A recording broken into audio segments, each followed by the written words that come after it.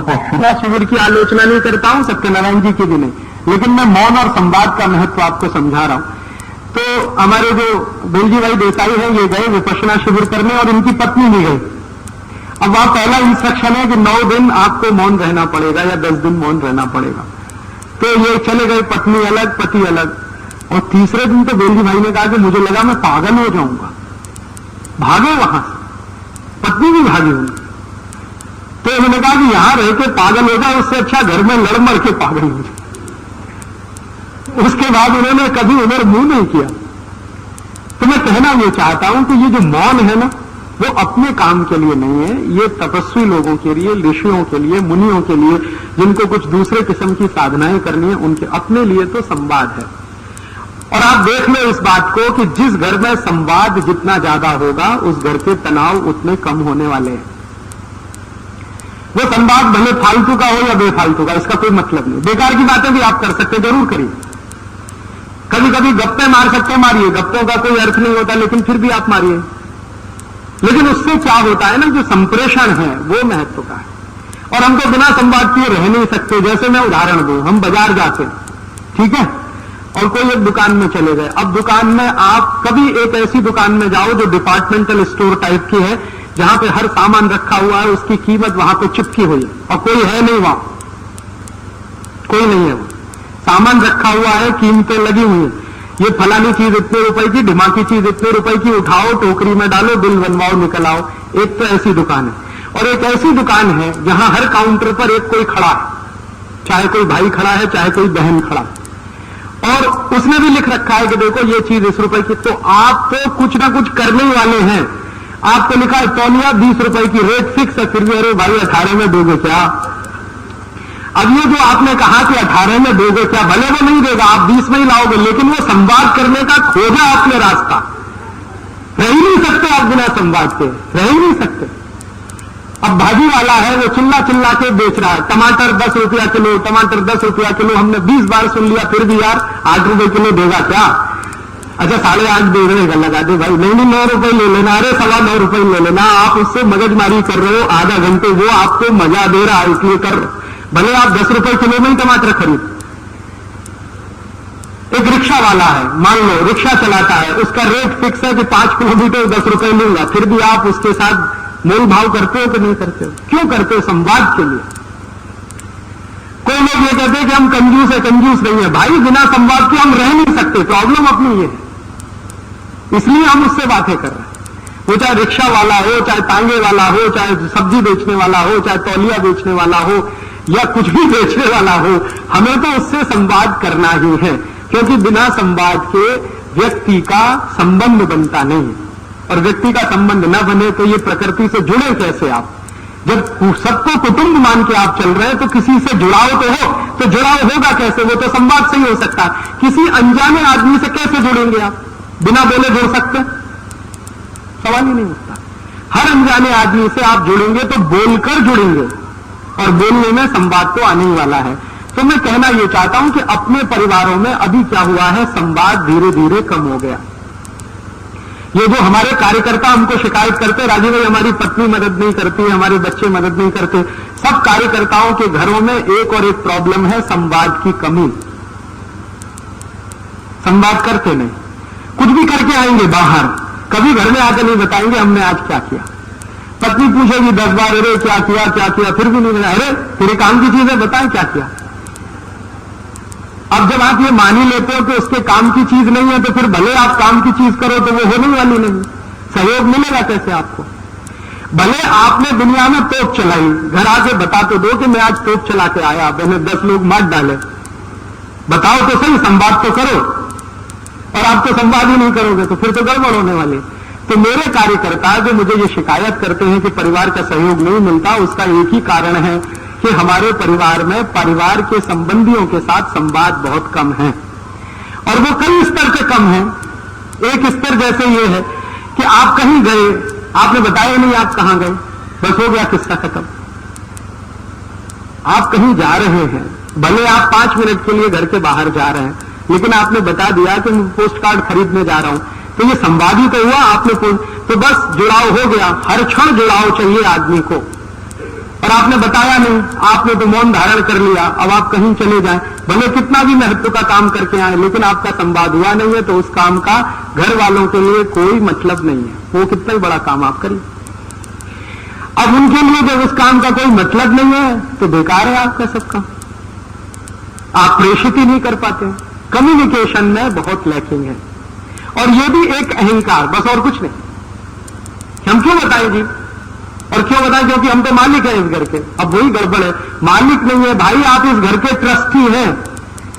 भगवान ने ये घर आपको थोड़े समय के लिए दिया है, हमेशा ये रहने वाला नहीं है आपके पास। मैंने आपसे कहा कोई सगा संबंधी हमेशा आपके साथ नहीं रहने वाला, कोई वस्तु आपके साथ नहीं रहने वाली, आपका शरीर आपके साथ रहने वाला नहीं, तो मालिक कैसे हो गए? मालिक तो आप तब हुए जो कोई चीज हमेशा आपके कंट्रोल में रहे। ये शरीर तक आपके कंट्रोल में नहीं रहेगा थोड़े दिन के बाद, फिर आप मालिक कैसे मानते हैं अपने आप को? तो जब हमारे मन में ये मालिकियत का भाव आता है कि ये परिवार के तो सब मुझसे छोटे हैं, क्योंकि मैं इनकी जीविका चलाता हूं, मैं इनका मालिक हूं, बस वहीं गड़बड़ हो जाती है और वहीं से संवाद टूटता है। संवाद जहां टूटेगा वहां पर बेरुखी आएगी, और वो बेरुखी धीरे धीरे बढ़ती चली जाएगी, और कोई दिन गुस्से में फटेगी, आपके घर में टूटने की नौबत आ जाएगी। दुनिया का कोई वकील, कोई जज आपको नहीं बचा पाएगा। मेरे मित्र हैं बंबई में, ये फैमिली डिस्प्यूट सुलझाते हैं, जज हैं, वो कहते हैं को समझ में नहीं आता मैं क्या करूं। तो मैंने कहा कानून की किताब के आधार पर ये नहीं हो सकता, आप बस इतना करो कि पति पत्नी को कहो कि थोड़ा अहंकार कम करके एक दूसरे से क्षमा मांगना शुरू कर दें, एक दूसरे की प्रशंसा करना शुरू कर दें, घर टूटने से अपने आप बच जाएगा। और वो कहते यही नहीं होता, वो अपना वकील लेके खड़ा ही, अपना वकील लेके खड़ा, उसका वकील ये तुर्रम का, उसका वकील ये तुर्रम का, बस गया परिवार उसमें। तो वहां तक नौबत नहीं आए तो उसके लिए ये बहुत सरल है। और एक चलते चलते छोटी सी 2-3 आखिरी बातें कि अगर हम हमारे परिवार में एक भौतिक काम और कर सकें, एक भौतिक काम तो मैंने कहा कि सब साथ मिलकर खाना खाएं, संवाद के लिए वो बहुत जरूरी है। संवाद क्यों जरूरी है? क्योंकि जुड़ाव उसी से होता है आदमी का, हर क्षण संवाद हर बार नया जुड़ाव लाता है। आप कई बार महसूस करेंगे कि संवाद करते करते आपका किसी के प्रति प्रेम बढ़ता है या किसी के प्रति आकर्षण बढ़ता है। उसको जितना कम करते जाएंगे प्रेम भी कम होगा, आकर्षण भी कम होगा, सब चीजें कम होती जाएंगी, प्रेम तत्व कम होगा, मैंने आपसे कहा टेंशन बढ़ेंगे वगैरह वगैरह सब होगा। तो इसलिए इसका बहुत महत्व है। इसी के साथ एक चीज का और महत्व है, जो भौतिक बात है वो ये, एक दूसरे की सेवा करना। हम बीमार हैं तो हमारी कोई सेवा करे, लेकिन अपेक्षा न रखें। मैंने आपसे पहले कहा अपेक्षा रखेंगे तो मोह में जाएंगे, और बिना अपेक्षा के करेंगे तो प्रेम में जाएंगे। तो प्रेम के आधार पर हम सेवा करें। मान लीजिए हमारे पिताजी बीमार हैं, हमारी माँ बीमार है, हमारा भाई बीमार है, हमारी बहन बीमार है, या हम बीमार हैं, तो मैं बीमार हूं तो मेरी कोई सेवा कर रहा है, या कोई दूसरा बीमार है तो मैं उसकी सेवा कर रहा हूं, बिना इस अपेक्षा के कि ये मेरी करें तो बहुत अच्छा, लेकिन अपेक्षा ना हो उसमें। तो क्या होगा कि प्रेम तत्व प्रबल होता जाएगा, लगातार बढ़ता जाएगा। और सेवा आप जानते हो इतना बड़ा माध्यम है जो किसी को भी जीत सकते। आपने देखा नहीं है, ये जो ईसाई मिशनरियां हैं, इन्होंने सेवा भाव से ही हिंदुस्तान के एक बहुत बड़े इलाके को जीत रखा। आप कभी नॉर्थ ईस्ट में जाइए, नागालैंड, मिजोरम, मणिपुर, त्रिपुरा, वो पूरा हिस्सा हिंदुस्तान से कटकर अलग होने को तैयार है सिर्फ सेवा के आधार पर। उन्होंने कुछ वो बना दिए हैं हॉस्पिटल, कुछ खोल दिए हैं स्कूल, उन स्कूलों में पढ़ाते हैं बच्चों को, हॉस्पिटल में करते हैं मरीजों की सेवा। बस उसी पर नागालैंड का साधारण नागरिक कहता है जी हमें भारत में नहीं रहना, हमको तो इनके साथ रहना। और उसी की ताकत पर उन्होंने यहां तक करा लिया है कि नागालैंड की भाषा अंग्रेजी है। हिंदुस्तान में 2 ही ऐसे राज्य हैं जिनकी राज्य भाषा अंग्रेजी है, बाकी कोई राज्य नहीं। कल को वो अलग भी हो जाए तो वहां की जनता उनके साथ जाने वाली। तो ये जो सेवा तत्व है ये हमारे यहां बहुत महत्व का है, और ये महत्व का तत्व तो हम परिवार से शुरू करें। परिवार में एक दूसरे की सेवा करना, वो छोटा हो या बड़ा हो, ये इमैटीरियल है। क्योंकि मैंने आपसे कहा कोई छोटा नहीं, कोई बड़ा नहीं, सब ईश्वर तत्व है, सब परमात्मा के अंश है। आप उनके साथ रह रहे हैं, ये आपका सौभाग्य है, या वो आपके साथ रह रहे हैं तो ईश्वर ने आपको मौका दिया है, ट्रस्टी बनाकर इस घर में आपको भेजा। ये भाव अगर आपके मन में है तो किसी की भी सेवा करने में आपको कोई हिचक नहीं आएगी, छोटा हो या बड़ा। तो अगर आपने भौतिक रूप से ये सेवा करना, भौतिक रूप से संवाद करना, एक साथ मिलकर भोजन करना, एक साथ मिलकर बातें करना, ये कुछ छोटी छोटी भौतिक बातें करना शुरू कर दिया, आप बहुत सारे तनाव, बहुत सारे टेंशन, बहुत सारे परिवार के क्लेश, झगड़े सब मिट जाएंगे। मैं कहना यह चाहता हूं कि झगड़े सभी परिवार में होते हैं, कलह सभी परिवार में होती है, क्लेश सभी परिवार में होता है। कोई ऐसा परिवार दुनिया में नहीं होगा जहां झगड़े ना हो, क्लेश ना हो, कलह ना हो। लेकिन उसको कम करना, उसको समाप्त करना, ये हमारे हाथ में है, ये हमारे कंट्रोल में है। हम थोड़े व्यवहार के परिवर्तन से इन सब चीजों को बहुत आसानी से कंट्रोल कर सकते हैं। चलते चलते एक छोटी सी बात और, आजकल हमारे यहां परिवार अगर चलाना है तो कर्तव्य भाव से चलेगा। अभी हमारे देश में एक गड़बड़ हो गई, और वो गड़बड़ ये हो गई कि एक संविधान आ गया हमारे देश में, जो हमारी इच्छा से नहीं बना है। ये बिल्कुल सही बात है। We the people of India, ये सबसे बोगस बात है जो लिखी हुई है, क्योंकि हमने कभी आत्मार्पित नहीं किया। 300 लोग थे जिन्होंने इसको बना दिया और उन्होंने घोषित कर दिया कि ये हो गया। अब उसमें गड़बड़ी जो हो गई है, मूल में भूल वो ये हो गई है कि जो कुछ उसमें है वो अधिकार प्रधान है, कर्तव्य प्रधान कुछ है ही नहीं। पूरे संविधान, आपको ये अधिकार, आपको ये अधिकार, आपको ये अधिकार, आपको ये अधिकार, आपको ये मौलिक अधिकार, आपको वो मौलिक अधिकार, कर्तव्य भाव उसमें नहीं है। एक जगह है बस पूरे कॉन्स्टिट्यूशन में, आर्टिकल 51, बस उसके बाद कहीं कुछ नहीं है। और अधिकारों के लिखान निकालूं तो 20 आर्टिकल है। तो ये जो अधिकार प्रधान हमने बनाया अपने संविधान को, तो सरकार भी पूरी तरह से अधिकार प्रधान है। सरकार को ये अधिकार है, सरकार को ये अधिकार है, सरकार को ये अधिकार है, सरकार को ये अधिकार है। कर्तव्य क्या है? वहां पे ठन गोपाल है। तो मैं कहना यह चाहता हूं कि अपने देश का संविधान और ये जो सरकार है ना, ये बिल्कुल उल्टी दिशा में है। कारण उसका यह है कि ये सब कुछ अधिकार प्रधान व्यवस्था में है। अपना परिवार अधिकार प्रधान व्यवस्था में नहीं चल सकता। परिवार चलेगा कर्तव्य प्रधान व्यवस्था से। परिवार में हम अधिकार से ज्यादा कर्तव्य की बात सोचें। मेरा ये कर्तव्य है, मेरा ये कर्तव्य है, मेरा ये कर्तव्य है, मुझे ये करना है, पति का ये कर्तव्य है, पत्नी का ये है, बेटे का ये है, बेटी का ये है, मां का ये है, पिता का ये है, भाई का ये है, बहन का ये है। सब अपने कर्तव्य भाव से प्रेरित रहे तो परिवार बहुत अच्छे से चलता है। अगर अधिकार भाव से आपने बात करनी शुरू की तो बंटवारे होते। दो भाई जो एक ही मां से पैदा हुए हैं वो क्यों बंटते हैं? चार भाई जो एक ही मां से पैदा हुए हैं, एक ही तरह का जेनेटिक मटेरियल उनके पास है, वो आपस में झगड़े क्यों करते हैं? संपत्ति का बंटवारा क्यों करते हैं? अधिकार भावना से। मेरा अधिकार इतनी संपत्ति पर, तेरा अधिकार इतनी संपत्ति पर, मेरे हिस्से में इतना, तेरे हिस्से में इतना। तो ये जो अधिकार भावना आई है, ये अंग्रेजों की लाई हुई है हिंदुस्तान में। अगर अंग्रेज नहीं आते तो हिंदुस्तान के समाज में ये अधिकार भावना नहीं होती। अंग्रेजों ने लाकर ऐसे नियम कायदे कानून बनाए और ऐसा ही संविधान बनवा दिया जिसमें अधिकार अधिकार अधिकार तो हर जगह है, कर्तव्य तो कहीं है नहीं। तो मैं आपसे कहना यह चाहता हूं कि आप परिवार अगर चला रहे हो तो कर्तव्य भावना से चलाओ, अधिकार भावना से नहीं। मेरा ये कर्तव्य है, मेरा ये कर्तव्य है, पिता के प्रति बेटे का ये कर्तव्य है, बेटे के प्रति पिता का ये कर्तव्य है, पत्नी के प्रति पति का कर्तव्य है, पति के प्रति पत्नी का कर्तव्य है, वगैरह वगैरह। ये जितना भी कर्तव्य भाव से आप चलेंगे, आपके परिवार में तनाव बिल्कुल नहीं होंगे। तो ये छोटी छोटी बातें, कुछ इसमें भौतिक है, स्थूल है, कुछ आत्मिक है, अंदर की है, मन की है। मन के स्तर पर थोड़ा बदलें, शरीर के स्तर पर थोड़ा बदलें, तो बहुत सुंदर तरीके से आप परिवार में चल सकते हैं। प्रसन्न रहें, प्रसन्न रखना सीखें दूसरों को। ये जो प्रेम है ना, वो प्रसन्नता का एक दूसरा हिस्सा है। कोई पूछे प्रेम का भौतिक स्वरूप बता दो, आप किसी को प्रसन्न रख सकते हैं तो प्रेम करते हैं, नहीं रख सकते तो आप प्रेम नहीं करते। मोह कर सकते हैं उससे। मोह से मैंने कहा स्वार्थ पैदा होगा, स्वार्थ आगे लालच तक ले जाएगा आपको, और कहां ले जाके तोड़ेगा कोई नहीं जानता। लेकिन अगर आपने प्रेम रखा है तो प्रेम में से तो स्वार्थ कभी आने वाला नहीं। प्रेम से तो प्रसन्नता ही निकलेगी, आनंद ही निकलेगा, त्याग की भावना आएगी, कर्तव्य की भावना आएगी। जहां प्रेम प्रधान होगा वहां कर्तव्य अपने आप आ जाएगा, क्योंकि हमें दूसरे को प्रसन्न रखना है तो कर्तव्य भाव में ही रख पाएंगे, अधिकार भाव में तो नहीं रख पाएंगे। तो मेरा ये कर्तव्य है, ये मानकर मैं करूं। और अपने कर्तव्य हम सब समझते ही हैं, ऐसी कोई बड़ी बात नहीं है। सभी जीव जगत के जीव जंतुओं के प्रति हमारा जो कर्तव्य है वही कर्तव्य है हमारा सबके प्रति, जो हमारे परिवार के साथ है या कुटुंब के हिस्से हैं। और अगर ये हम अपने परिवार में करें तो मैं मानता हूं कि आपका परिवार, हमारा परिवार एक अच्छा परिवार बन सकता है, जिसमें तनाव नहीं होंगे, कलह नहीं होगी, क्लेश नहीं होगी। कलह क्लेश कभी होगी भी तो बहुत आसानी से निकल जाएगी। मैंने आपसे कहा कि कभी कलह हो जाए, क्लेश हो जाए, क्षमा मांगने में देर मत करिए और क्षमा करने में देर मत करिए। तो आप देखेंगे 2 मिनट में सब काफूर हो जाएगा। गलतियां हर आदमी करता है, कोई आदमी आदर्श नहीं होता, न कोई स्त्री आदर्श है, न कोई पुरुष आदर्श है, न कोई बेटा आदर्श है, न कोई बाप आदर्श है। हम में से चूंकि कोई आदर्श नहीं है और हम सब परमात्मा के अंश हैं, ये मानकर अगर हम कोई भी बात करेंगे तो बहुत आसानी से क्षमा करना, क्षमा करवाना या क्षमा देना या क्षमा लेना हमें आ जाएगा। बहुत आसानी से हम प्रेम करना सीख जाएंगे, प्रशंसा करना सीख जाएंगे, सेवा बहुत आसानी से हम कर पाएंगे और परिवार को एक अच्छा स्थान बना पाएंगे जहां जो भी रहेगा कर्तव्य भाव।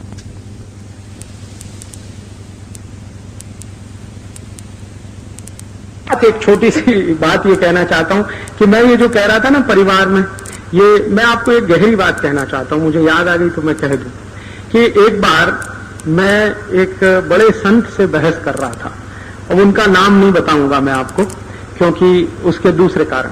तो मैं उनसे बहस कर रहा था, बहस इस बात पे कि आप कहते हो मोक्ष है, मोक्ष है, मोक्ष है, आप मुझे मोक्ष ले जा सकते हैं क्या?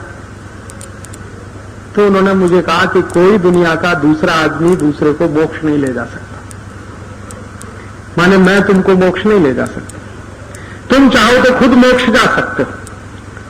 तो मैंने कहा ये तो सब साधु संत कहते हैं कि मेरे पास आओ, गंदा ताबीज बनवाओ, मैं तुम्हें मोक्ष ले जाता हूं। इतने 1000 की गुरु दक्षिणा दे दो, इतने लाख की गुरु दक्षिणा दे दो, एक गंडा बांधता हूं, एक ताबीज बांधता हूं, चलो मोक्ष में मिलेगा। तो उन्होंने कहा ये सब पाखंडी है, कोई साधु संत नहीं है, ये सब आध्यात्मिक उद्योगपति है। कोई भी आदमी जो ये कहता है आपसे कि मैं आपको मोक्ष ले जा सकता हूं, आप जान लो कि उससे बड़ा पाखंडी दुनिया में कोई नहीं। और बहुत सारे ऐसे पाखंडी लोगों ने समाज का बहुत दुरुपयोग किया है, बहुत नुकसान भी किया है। कोई भी आपसे ये कहता है, कितना भी ऊंचे पद पर बैठा हुआ हो, वो अगर कहे कि मैं आपको मोक्ष ले जा सकता हूं, ये दुनिया का सबसे बड़ा पाखंडी आदमी है जो ये कह रहा। कारण उसका क्या है? दुनिया में कोई व्यक्ति खुद तो मोक्ष जा सकता है लेकिन दूसरे को नहीं ले जा सकता। अब एक दिन क्या हुआ कि जो संत से मैंने ये बात कही तो उन्होंने कहा तुम्हारी कोई जिज्ञासा है मोक्ष के प्रति? मैंने कहा मेरी बहुत जिज्ञासा है। तो कहने लगे तुम क्या सीखना चाहते हो? क्या? मैंने कहा मैं ये जानना चाहता हूं कि मोक्ष किसको होता है, किसको नहीं होता। तो उनका अच्छा कैसा करो, वेद पढ़ लो। तो मैंने कहा पूरे वेद पढ़ूंगा तो तकलीफ है, इतना समय कम है। तो उन्होंने कहा अच्छा मैं तुमको कुछ हिस्से वेद के बता देता हूं, तुम पढ़ लो। तो मैंने फिर कुछ पढ़ा, उनके सानिध्य में रह के संस्कृत थोड़ा बहुत सीख के फिर पढ़ा। तब मेरे समझ में आया एक बहुत सुंदर बात हमारे वेदों में कही गई है, जो त्रिविध दुखों से मुक्त हो जाए और दूसरे को दुखों से मुक्त कराए वही मोक्ष जाता है। अब त्रिविध दुख क्या है? दैहिक, दैविक और भौतिक। दैहिक दुख माने शरीर का दुख, माने आप बीमार हैं, लाचार हैं, अपंग हैं, बेकार हैं वगैरह, ये सब दैहिक दुख। दैविक दुख माने भूकंप आ गया, अकाल पड़ गया, धरती फट गई, दावानल हो गया, ये दैविक दुख। और तीसरा भौतिक। भौतिक दुख माने गरीबी आ गई, भूखमरी आ गई, भूख से मरना पड़ रहा है, बिना कपड़े हम ठंड में ठिठुर रहे हैं, मर रहे हैं, ये भौतिक दुख। तो 3 दुख माने गए हैं दुनिया में, दैहिक, दैविक और भौतिक। तो जो व्यक्ति इन 3 दुखों से मुक्त हो जाए और दूसरे को मुक्त करवाने का काम करे वही मोक्ष जाने का अधिकारी है। अब आप उसमें बताओ कहां गंदा, कहां ताबीज और कौन सा आपको ये करना, बताओ मुझे। और ये एक ऐसी बात है जिस पर मैंने हिंदुस्तान के कई साधु संतों से बहस की है। मैं उनसे कहता हूं कि आप बोलो आप इससे सहमत हो कि नहीं? तो कहते हैं हाँ बात तो सही है, क्योंकि इसको नकारेगा कौन? क्योंकि ये मेरी बात नहीं है, हजारों साल पहले कही हुई, वेदों में लिखी हुई ऋषि मुनियों की बात है। उपनिषदों में भी इस पर कई किस्से हैं, पुराणों में तो कई लोगों ने उसको अपने तरीके से व्याख्यायित किया। तो ये तो सत्य है। और हमारे यहां हिंदुस्तान में क्या होता है ना, सत्य हमेशा सनातन होता है। कलयुग भले आ जाए, द्वापर भले आ जाए, त्रेता भले आ जाए, सतयुग भले आ जाए, कृतयुग भले आ जाए, लेकिन सत्य तो सनातन है। सतयुग में भी वही है, द्वापर में भी वही है, त्रेता में भी वही है, कलयुग में भी वही है, कृतयुग में भी वही है। सत्य सनातन है हमारे यहाँ, सत्य कभी बदलता नहीं। तो ये सत्य है कि जो त्रिविध दुखों से मुक्त हो जाए और दूसरों को मुक्त कराए वही मोक्ष जाने का अधिकारी है। ये बात मेरे समझ में अभी आई है। तो अब कोई मुझे ये कहता है कि राजू भाई आप ये आजादी बचाओ आंदोलन क्यों चलाते हो? तो मैं कहता हूं मोक्ष जाने के लिए चलाता हूं। मैंने तो अब ये जवाब देना शुरू कर दिया, मैं किसी को ये कहता ही नहीं कि मैं कोई क्रांति करने वाला हूं, कि क्रांति होने वाली है, कि व्यवस्था बदलने वाली है कि नहीं बदलने। मैं तो ये कहता हूं कि भाई मैं त्रिविध दुखों से मुक्त होना चाहता हूं, दूसरों को कराना चाहता हूं, तो मैं मोक्ष जाने का अधिकारी हूं, इसलिए ये सब कर रहा हूं। आप भी अगर मेरे साथ मोक्ष चलना चाहें तो आप भी ये करिए। और हमारे यहां तो मोक्ष से ऊंची कोई चीज होती नहीं। हम कहते हैं ना ये जन्म जन्मांतर के दुखों से छूटना है, ये बार बार जन्म लेना, बार बार आना, फिर जन्म लेना, फिर आना, फिर जाना, ये काय को चक्कर चलाना, मोक्ष ही ले लो ना, हमेशा के लिए खत्म किस्सा। तो मोक्ष आप चलो, मैं भी चलूं, पूरा देश चले, तो इसका एक ही शर्त है कि आप त्रिविध दुखों से मुक्त हो जाओ और दूसरे को कराओ। तो आप दैहिक दुख से मुक्त हो जाओ। दैहिक दुख माने आपके शरीर में कोई कष्ट न रहे, तो आप संपूर्ण स्वस्थ रहो। दूसरा, दैहिक दुखों से मुक्त हो जाओ, माने कहीं भूकंप आ गया, धरती कंप आ गया, भूचाल आ गया और उसमें आप फंस गए हैं, तो उस दुख से मुक्त हो और दूसरे को भी करा दो। कोई भूकंप में मर गया है, कोई भूकंप में फंस गया, उसकी मदद कर दो, वो भी दुख से बाहर आ जाए। और भौतिक दुख से माने गरीबी, भूखमरी, बेकारी से आप दूर हो जाओ और दूसरे को भी दूर कराओ। तो ये 3 काम आप करो, 3 काम मैं करता हूं, हम दोनों मोक्ष चलेंगे, पूरे हिंदुस्तान का 105 करोड़ का मोक्ष हो जाए। अब अगर आपको ये बात समझ में आती है कि मोक्ष जाने का ये रास्ता है, तो आपको वही करना पड़ेगा जो मैं कर रहा हूं। क्योंकि दैहिक दुख से आप मुक्त हो गए, ठीक है, आपने योग किया, प्राणायाम किया, आपने साधना की, दवा खाई, ये किया, आप तो दैहिक दुख से मुक्त हो गए।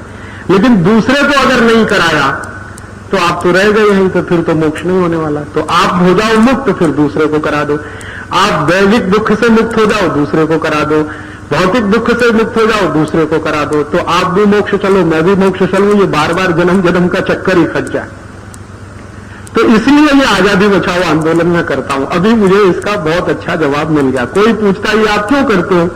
कोई कहता राजीव भाई के मन में प्रधानमंत्री बनने की इच्छा है, कोई कहता ये एक दिन पार्लियामेंट में जाने वाले हैं, कोई कहता ये कोई पार्टी बनाने वाले हैं, कोई कहता ये मंत्रिमंडल बनाने वाले हैं। अभी मैं सबको कहने वाला हूं कि मेरी एक ही इच्छा है कि मुझे मोक्ष हो जाए, माने अगली बार मुझे जन्म न लेना पड़े। तो उसके लिए तो ये शर्त है और वो शर्त की पूर्ति मैं कर रहा हूं, उसी के लिए ये आजादी बचाओ आंदोलन चला रहा हूं। तो आप अगर इस तरह का कोई काम करें अपने जीवन में, तो आप भी इन तीनों दुखों से मुक्त होंगे, दूसरे को कराएंगे। तो इसके लिए हम आजादी बचाओ आंदोलन चलाते हैं। अब आप इसमें कुछ अगर मदद कर सकें तो करिए। क्या मदद कर सकते हैं? हम दूसरों का दुख दूर करने के लिए क्या क्या करते हैं? जैसे बहुत सारे गरीब लोग हैं देश में, बेरोजगार हैं, उनको ज्यादा से ज्यादा रोजगार मिले, उसके लिए रात दिन हम लगे रहते हैं। तो कैसे हो? वो कुछ सामान बनाए, उनका सामान बाजार में बिके, वो सामान बेचकर उनको मुनाफा हो ताकि उनका जीवन चले। तो इसलिए हम छोटे छोटे उद्योग, कुटीर उद्योगों को समर्थन देते हैं और लोगों से कहते हैं कि ये बड़े बड़े विदेशी माल मत खरीदो, छोटे छोटे स्वदेशी कुटीर उद्योगों का माल खरीदो, ताकि उन गरीबों का रोजगार बने, उनका भौतिक दुख दूर हो जाए। इसी तरह से दैविक दुख दूर करने के लिए अभी जब भूकंप आया, आपने शायद सुना होगा, भयंकर भूकंप आया गुजरात में, तो हम सब आजादी बचाओ आंदोलन के कार्यकर्ता 3 महीने अपना सारा काम धाम छोड़कर वहां गए। और क्यों गए? तो जिनके ऊपर वो दैविक आपत्ति आई है उनको थोड़ा मदद करें, उनका थोड़ा दुख दूर करें। तो दवाएं बांटने का काम हमने किया। और किसी ने मुझे कहा कि आप ये क्यों करते हो? तो मैंने कभी ये नहीं कहा कि हम ये स्वार्थ के लिए, हमने कहा कि भैया हम तो इसलिए करते हैं कि हमें मोक्ष जाना।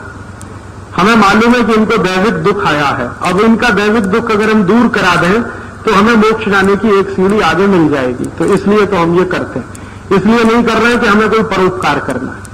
परोपकार हो रहा है वो तो उसका दूसरा हिस्सा है, हमें तो मुख्य ये है कि मोक्ष जाना है, इसलिए हम ये सब कर रहे हैं। तो हमने आजादी बचाओ आंदोलन की तरफ से जो भी सेवा काम किया, न तो उसको अखबार में छपाया, न उसका बैनर बनाया, न उसका पोस्टर बनाया, कुछ नहीं किया, क्योंकि हमें अपने लिए करना है, किसी दूसरे के लिए नहीं करना।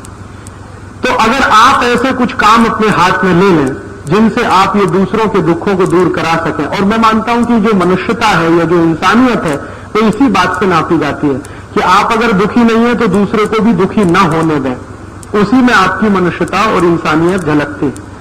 तो अगर आप ऐसे काम में हमारी कुछ मदद करेंगे तो आप भी इस मोक्ष जाने के रास्ते पर चल सकेंगे, ये निवेदन मेरा है। तो आजादी बचाओ आंदोलन का जो काम है उस काम का आप मदद करें। ज्यादा से ज्यादा स्वदेशी सामान खरीदें, छोटे छोटे उद्योगों के सामान खरीदें ताकि उनका दुख दूर हो। देश का पैसा विदेश में न जाने दें ताकि देश को कर्ज न लेना पड़े, फिर हमें दूसरे दुख में न फंसना पड़े। कहीं कोई प्राकृतिक आपत्ति आ जाए तो तुरंत सेवा के लिए दौड़ पड़े ताकि आप जो दुख से गुजर चुके हैं या नहीं गुजरना चाहते वो दूसरा ना गुजरे। ऐसे ऐसे छोटे छोटे काम। तो आप जब यहां से जाएंगे तो नीचे एक स्टॉल लगा हुआ है, उस स्टॉल पर छोटे छोटे गरीब कारीगरों द्वारा बनाई गई कुछ वस्तुएं रखी हुई हैं। कोई दंत मंजन है, कोई खादी के कपड़े हैं। 10-12 गरीब कार्यकर्ता हमारे सेवाग्राम आश्रम में खादी बनाते हैं और वो खादी के कपड़े यहां पर आए हैं। आप अगर उनको खरीदेंगे तो कुछ 10-11 जो गरीब कार्यकर्ता हैं उनका भौतिक दुख आप दूर कर सकेंगे और वो भौतिक दुख आपने दूर किया तो उनके लिए एक रास्ता खुलेगा और आपके लिए भी एक रास्ता खुलेगा। ऐसे ही कई कार्यकर्ता हमारे पुस्तकें बनाते हैं, कैसेट बनाते हैं प्रचार के लिए। अगर आप वो ले सकेंगे तो बहुत अच्छा है। कुछ कार्यकर्ता अखबार छपाते हैं, उन अखबारों में ये सब खबरें आती हैं कि हम कहाँ क्या कर रहे हैं। वो अखबार के अगर आप मेंबर बन सकेंगे तो ये उनके लिए एक रास्ता खुलेगा। तो आप मदद रूप साबित हों ऐसे लोगों के जो कुछ ना कुछ दुख में फंसे हैं, बेरोजगारी के कारण, गरीबी के कारण, भुखमरी के कारण। तो ऐसे ही गरीब बेरोजगार लोगों की गरीबी बेकारी दूर करने के क्रम में हम ये सारा काम करते हैं स्वदेशी का। उस काम में आप भी सहयोग करेंगे तो शायद हम और आप एक ही पथ के अनुगामी बन सकेंगे और कोई बड़े उद्देश्य को हासिल कर सकेंगे। इतना ही कहकर आप सबका बहुत आभार, धन्यवाद। आपने बहुत शांति से सुना, बहुत आभार।